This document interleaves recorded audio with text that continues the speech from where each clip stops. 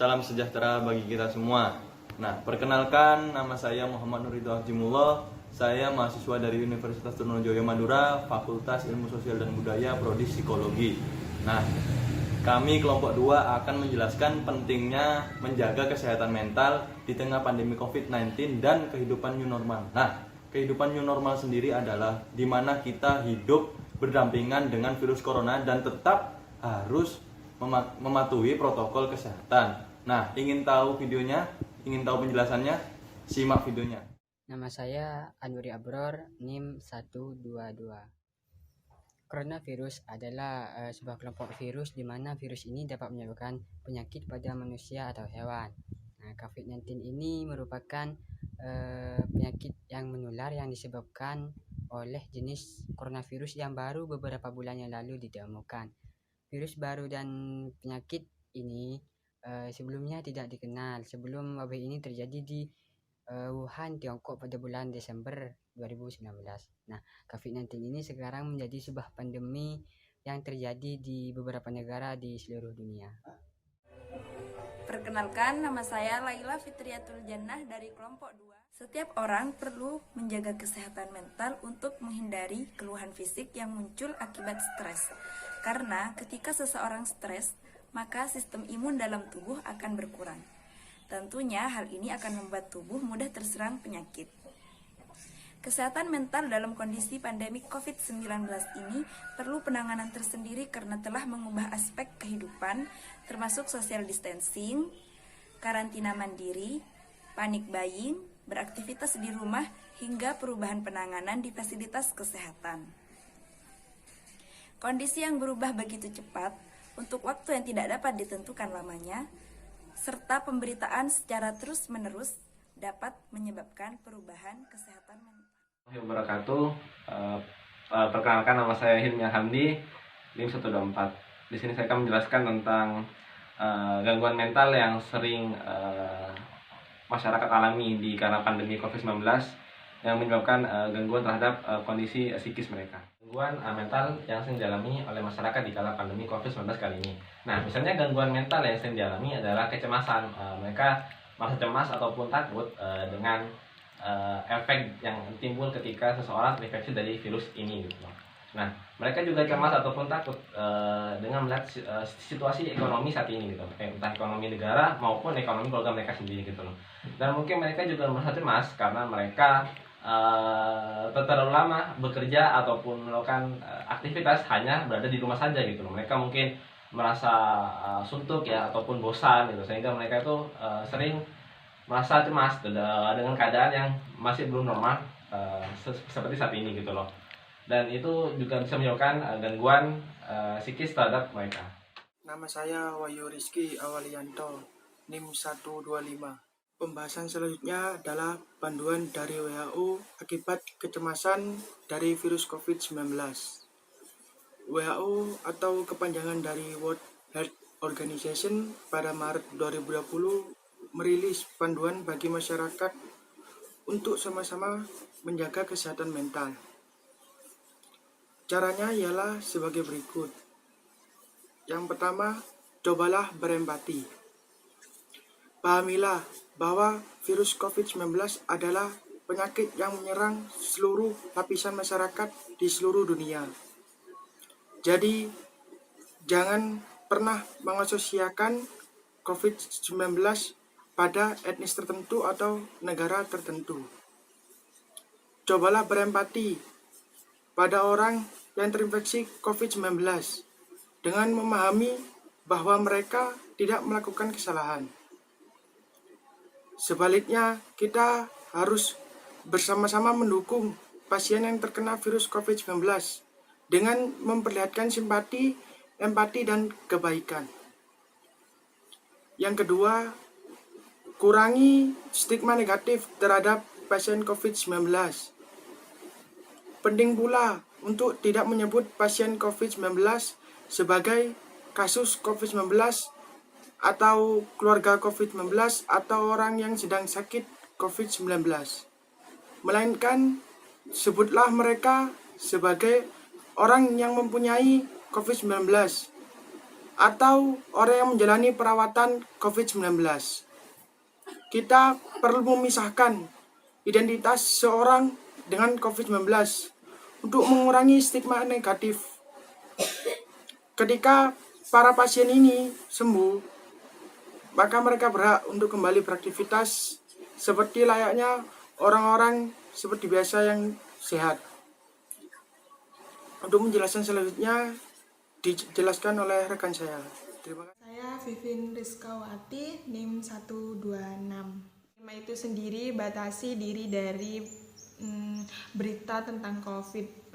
Tentunya banyak orang yang ingin mengetahui berita terkini tentang COVID itu sendiri, entah itu dari pasien yang sudah sembuh berapa, entah itu pasien yang sudah positif berapa. Tentunya orang masih banyak ingin mengetahui tentang itu, namun harus tetap diingat, kita harus tetap membatasi berita itu agar, soalnya gini, berita tentang COVID itu termasuk berita yang menakutkan. Jadi untuk kita sendiri, terlalu banyak membaca berita yang menakutkan itu bisa membuat diri kita itu stres ataupun down. Dan yang keenam sendiri itu lindungi diri dan keluarga. Tentunya perlindungan diri itu sangat penting. Contohnya yang bisa dilakukan ketika kita ingin melindungi diri kita ataupun keluarga itu sering-seringlah cuci tangan. Jika memang sangat dibutuhkan untuk keluar rumah, tetap stay safe, yaitu tetap memakai masker, membawa hand sanitizer ataupun menjaga jarak dari orang-orang di sekitar. Biasanya orang yang keluar rumah itu banyak yang mereka itu benar-benar mendesak gitu loh. Kalau emang tidak mendesak, mohon jangan keluar rumah. Terima kasih. Perkenalkan, nama saya Fasya Umutaibah, NIM 127. Selanjutnya, dengan memberikan bantuan kepada tenaga medis dengan mengirimkan kata-kata yang positif yang dapat mensupport mereka selama bekerja. Selain itu juga dapat memberikan berupa makanan atau alat-alat kesehatan dan sebagainya. Poin terakhir di sini adalah dengan saling mendukung sesama. Kebijakan physical distancing ini berdampak serius pada kebutuhan ekonomi yang terutama berdampak pada para pekerja yang akan kehilangan pekerjaannya atau penghasilannya. Maka dengan ini kita dapat membantunya dengan memakai produk atau jasa yang mereka tawarkan atau sekedar bersedekah. Nama saya Mutmainah, NIM 128. Kegiatan positif yang bisa kamu coba untuk menjaga kesehatan mental. Meski ruang beraktivitas kita terbatas, namun kebijakan berkegiatan di rumah memiliki banyak manfaat positif. Nah, yang pertama, kamu memiliki banyak waktu bersama keluarga dan kamu juga bisa melihat aktivitas keluargamu, dan kamu juga pastinya punya banyak luang waktu bersama mereka. Nah, yang kedua, kamu juga tidak perlu buang-buang waktu dan tenaga untuk pergi ke sekolah dan ke kantor untuk bekerja. Kelebihan waktu ini bisa kamu manfaatkan untuk melakukan hal-hal lain seperti melakukan hobi atau bekerja. Nah, kegiatan apa saja yang bisa kamu lakukan di rumah untuk menjaga kesehatan mental? Perkenalkan, nama saya Aulia Safira Damayanti, NIM 129. Poin selanjutnya adalah kegiatan yang dapat membantu menjaga kesehatan mental kamu. Yang pertama, lakukan hal-hal yang menyenangkan.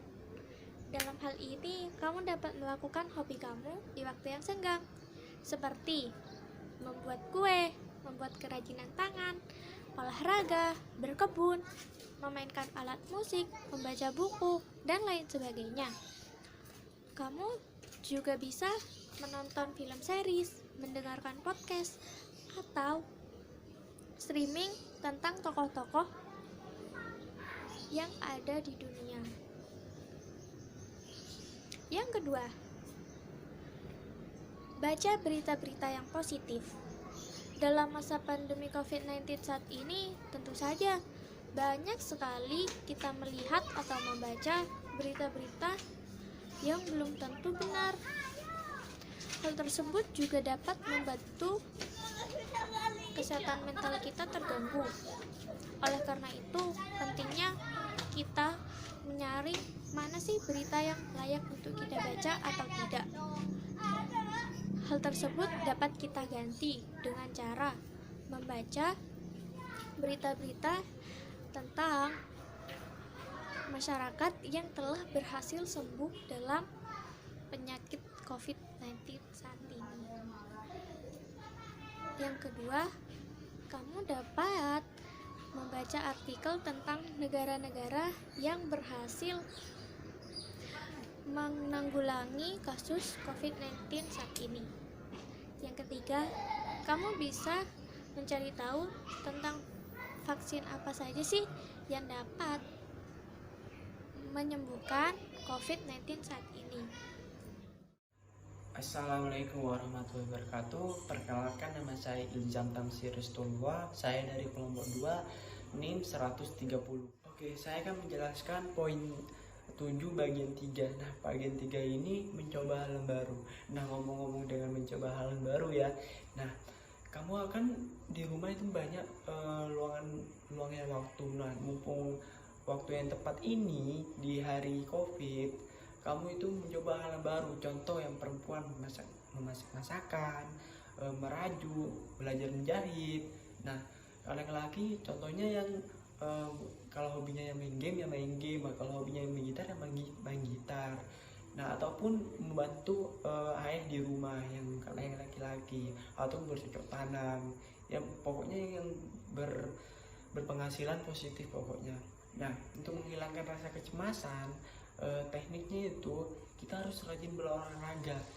Nah, contohnya pernapasan di dalam rumah. Olahraga pernapasan sebanyak 6 kali.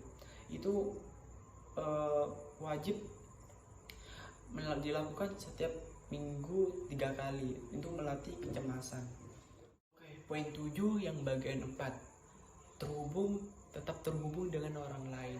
Nah, berkegiatan di rumah tidak berarti kamu tidak berhubung dengan orang lain, kawan.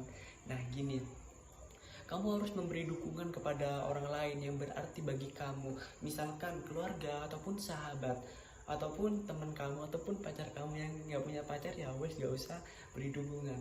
Dengan hal contoh itu memberi dukungan, kita nongkrong live. Nah, dengan nongkrong live itu kayak apa, ataupun ngopi live itu kayak apa. Nah, kita harus memberi dukungan dengan nongkrong live, makan bareng ataupun ngopi bareng sambil live, ataupun sharing live, ataupun belajar live gitu. Oke, saya di sini akan menjelaskan poin terakhir, yaitu tentang kehidupan new normal. Nah, apa itu kehidupan new normal? Kehidupan new normal adalah dimana kita hidup di tengah-tengah pandemi COVID-19 atau yang kita kenal disebut virus corona, dan tetap harus mematuhi protokol kesehatan. Nah, lebih spesifiknya lagi, kita boleh beraktivitas di luar rumah, tetapi tetap harus menjaga protokol kesehatan, seperti harus selalu, jika keluar rumah harus selalu memakai masker, membawa hand sanitizer, selalu cuci tangan, dan berjaga jarak minimal 1 meter. Tidak berkerumun di kerumunan banyak orang. Contoh pertama kehidupan new normal adalah para pekerja, buruh pabrik atau ojek online. Mereka boleh bekerja, tetapi tetap harus mematuhi protokol kesehatan, seperti memakai masker. Harus selalu membawa masker, itu sangat penting. Dan yang kedua adalah selalu membawa atau menyediakan hand sanitizer. Selalu cuci tangan, karena biasanya di setiap sudut kota sudah disediakan tempat cuci tangan. Nah, mereka harus diwajibkan cuci tangan. Nah, dan tidak harus menjaga jarak minimal 1 meter. Nah, tidak boleh bersentuhan antar para pekerja. Nah, berikut beberapa tips dari saya untuk menjalani kehidupan new normal. Nah, yang pertama ini adalah kita harus mematuhi protokol kesehatan saat keluar rumah. Contohnya, kita boleh keluar rumah, tetapi harus selalu membawa masker, menyediakan hand sanitizer, selalu cuci tangan, dan tidak berkerumun, selalu menjaga jarak minimal 1 meter. Nah, yang kedua adalah kita harus menjaga pola makan. Nah, ini di tengah pandemi ini kita harus menjaga pola makan kita, terutama kita harus makan banyak, ya banyak mengandung protein, vitamin dan zat besi. Biasanya terkandung di dalam buah-buahan, kacang-kacangan atau daging. Dan yang ketiga adalah kita selalu menjaga kebugaran. Nah, kebugaran itu sangat penting. Contohnya, kita bersepeda. Contohnya bersepeda. Kita boleh bersepeda asalkan tetap mematuhi protokol kesehatan. Nah, bagaimana? Nah, selalu memakai masker, menggunakan masker, dan selalu membawa hand sanitizer, tidak berkerumun, dan selalu menjaga jarak minimal 1 meter. Nah, dan yang terakhir ini biasanya menjaga tentang menjaga keuangan kita. Nah, di tengah pandemi ini banyak ya para pekerja atau para ojek online susah mendapatkan penumpang. Nah, banyak yang kena PHK. Nah, di tengah pandemi ini kita harus menjaga keuangan. Contohnya, kita harus pandai-pandai membeli barang atau kebutuhan-kebutuhan kita. Harus pintar-pintar menyeleksi. Kita tidak boleh boros. Nah, harus benar-benar pintar menjaga keuangan kita atau ekonomi kita di tengah pandemi ini. Nah, sekian penjelasan mengenai kehidupan normal dan beberapa tips dari saya. Jika ada kesalahan kata, mohon dimaafkan. Selalu semangat, jaga kesehatan, dan sampai jumpa. A few moments later. Sekian dan terima kasih atas video pemaparan tentang pentingnya menjaga kesehatan mental di tengah pandemi COVID-19 dan kehidupan new normal. Saya Muhammad Nurridho Ahjimullah, mewakili kelompok 2, mengucapkan mohon maaf yang sebesar-besarnya jika ada kesalahan kata yang kurang berkenan di hati. Tetap semangat, jaga kesehatan, dan sampai jumpa.